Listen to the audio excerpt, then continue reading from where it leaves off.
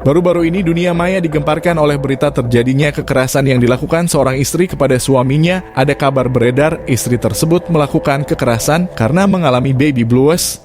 Apakah benar baby blues membuat seorang istri hilang akal sehingga melakukan hal yang tidak terduga kepada suaminya? Apakah baby blues merupakan gangguan jiwa? Yuk simak video ini untuk penjelasannya. Halo sobat, selamat datang kembali di Penjajah Ilmu Channel. Buat kamu yang tertarik dengan konten psikologi, hukum, dan self-development, jangan lupa like, share, dan subscribe Penjajah Ilmu Channel. Dalam video kali ini, aku akan menjelaskan tentang baby blues. Buat kamu bunda atau ayah muda, baiknya tonton video ini sampai habis ya. Ketika lahirnya sang buah hati, tentunya memberi kebahagiaan tersendiri bagi orang tua, terutama ayah dan ibu. Apalagi jika sang buah hati yang sudah lama dinanti, akhirnya lahir dengan lucu dan menggemaskan. Namun tahukah sobat, pasca bayi lahir, tidak sedikit para ibu yang mengalami kesedihan pasca melahirkan. Nah, inilah yang dikenal dengan baby blues syndrome. Saat kelahiran bayi dapat memicu berbagai emosi yang kuat, mulai dari kegembiraan hingga ketakutan dan kecemasan yang dialami oleh ibu, apalagi jika masih pengalaman pertama melahirkan bayi. Hal ini pula yang mengakibatkan sesuatu yang tidak diduga, yaitu baby blues. Menurut jurnal ilmiah berjudul How to Cope with Baby Blues, a Case Report dalam Journal of Psychiatry, Psychology, and Behavioral Research, sebanyak 30-75% ibu mengalami baby blues setelah melahirkan. Kebanyakan ibu yang baru pengalaman pertama melahirkan akan mengalami baby blues pasca melahirkan, yang biasanya meliputi perubahan suasana hati, tangisan, kecemasan, dan kesulitan tidur. Baby blues biasanya dimulai dalam 2 hingga 3 hari pertama setelah melahirkan dan dapat berlangsung hingga 2 minggu. Setiap wanita akan berbeda-beda, ada sebagian besar wanita dapat pulih dengan sendirinya tanpa perawatan khusus, namun ada pula beberapa wanita yang mengalami kondisi yang lebih serius. Baby blues syndrome bukanlah suatu kelemahan pada karakter. Terkadang hanyalah komplikasi dari melahirkan karena terkuras energi fisik dan mentalnya. Buat kamu ketahui sobat, biasanya gejalanya baby blues bisa mulai 2 hingga 3 hari setelah bayi lahir. Seringkali baby blues hilang dengan sendirinya segera setelah lahir dan biasanya dalam 10 hari, tetapi terkadang hingga 14 hari pasca persalinan. Setiap wanita akan mengalami baby blues yang berbeda-beda. Secara umum dalam gejala baby blues syndrome meliputi 1. Menangis tanpa alasan yang jelas karena pemicu kecil. 2. Mengalami perubahan suasana hati atau menjadi sangat mudah tersinggung. 3. Merasa tidak ada kelekatan atau attachment dengan bayi. 4. Kehilangan bagian dari kehidupan lama Anda seperti kebebasan untuk pergi keluar bersama teman. 5. Khawatir atau merasa cemas tentang kesehatan dan keselamatan bayi. 6. Merasa gelisah atau mengalami insomnia padahal sedang kelelahan. 7. Mengalami kesulitan membuat keputusan mudah atau berpikir jernih. Meskipun terlihat biasa, jika tidak ditangani dengan baik, baby blues syndrome dapat berkembang menjadi depresi postpartum. Keduanya berbeda meskipun sekilas terlihat mirip karena sama-sama berkaitan dengan perubahan mood. Seperti yang dilansir dalam website heartline.com, perbedaan antara baby blues dengan depresi postpartum dapat dilihat dari timeline atau rentang waktu dan tingkat keparahan gejala. Pertama, rentang waktu jika ibu masih merasa sedih, cemas, atau kewalahan setelah 2 minggu pasca melahirkan, ibu mungkin mengalami depresi pasca melahirkan. Karena baby blues biasanya tidak bertahan lebih dari 2 minggu. Baby blues juga muncul cukup cepat setelah lahir, jadi jika kamu tiba-tiba mulai mengalami gejala depresi beberapa minggu atau bulan setelah lahir, itu bukanlah baby blues. Depresi pasca persalinan bisa terjadi kapan saja selama tahun pertama setelah melahirkan.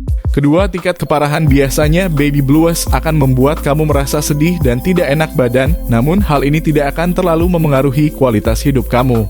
Di sisi lain, depresi pasca persalinan bukanlah sesuatu yang datang dan pergi dengan mudah. Sepanjang hari gejalanya lebih menetap dan tidak hilang dengan sendirinya. Meskipun penyebab baby blues belum diketahui secara pasti, namun ada beberapa penyebab yang dapat memicu baby blues. Seperti adanya perubahan hormon pada wanita pasca melahirkan. Dan perubahan hormon ini akan mempengaruhi suasana hati, penurunan kadar estrogen dan progesteron atau hormon lainnya. Dapat menyebabkan ibu yang baru melahirkan mengalami perubahan emosi dan mood yang drastis. Selain itu, kesulitan beradaptasi dengan peran baru sebagai seorang ibu juga dapat meningkatkan risiko baby blues. Awal bayi lahir tentunya akan membuat ibu akan kewalahan. Seperti bayi menangis dan rewel bisa menyebabkan kurang istirahat dan kurang tidur.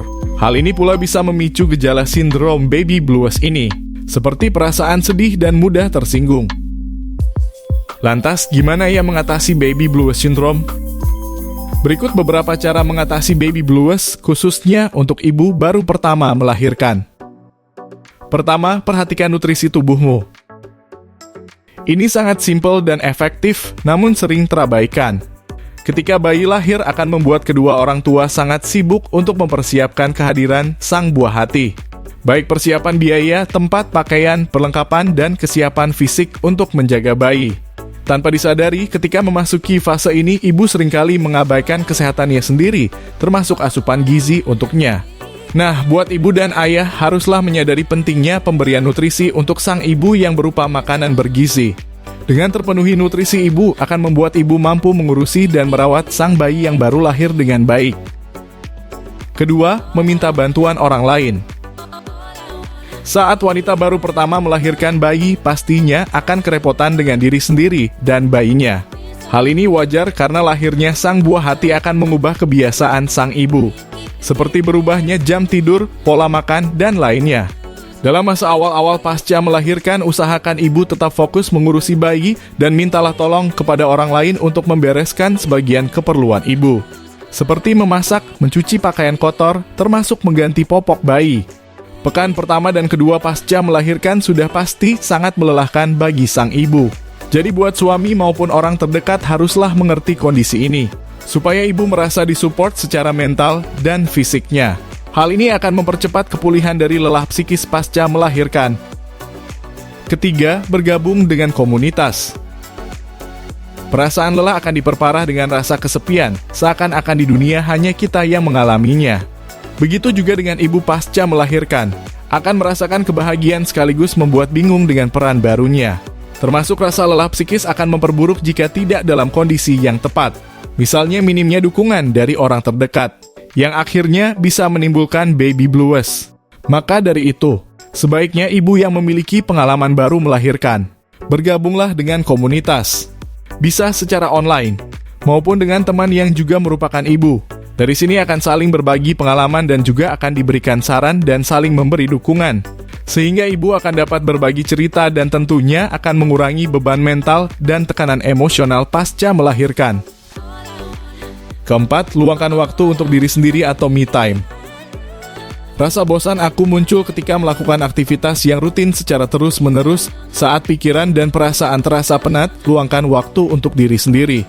Minta bantuan seseorang untuk menjaga bayi sehingga kamu bisa keluar rumah. Bisa berupa berjemur di bawah sinar matahari pagi, berjalan sore, atau pergi ke taman. Kegiatan me time dapat membantu menenangkan diri dan mengurangi rasa bosan. Dengan hilangnya rasa bosan akan membuat kamu bersiap kembali untuk bercengkerama dengan bayi lagi. Kelima, konsultasi dengan dokter atau psikolog. Jika situasinya sudah tidak terkendali dan ibu sudah merasa perubahan dalam diri, segeralah cerita dengan orang terdekat dan berkonsultasi dengan dokter atau psikolog. Ini adalah langkah yang bijak untuk mengatasi sindrom baby blues. Apalagi saat ini banyak layanan dari psikolog maupun dokter yang dapat diakses secara online. Hal ini dapat membantu awal dari gejala-gejala baby blues syndrome. Jika memang butuh bantuan secara langsung, kamu dapat konsultasi ke tempat prakteknya. Dokter atau psikologi dapat menyarankan terapi atau pengobatan medis yang sesuai, sehingga ibu dapat menjadi lebih sehat dan memiliki pandangan yang lebih positif. Demikian sobat penjelasan tentang baby blues syndrome. Buat kamu yang merasa konten ini bermanfaat, silakan share ke teman, saudara, sahabatmu yang membutuhkan informasi terkait baby blues syndrome. Seperti biasa, jangan lupa like, share, dan subscribe Penjajah Ilmu Channel. Sampai jumpa.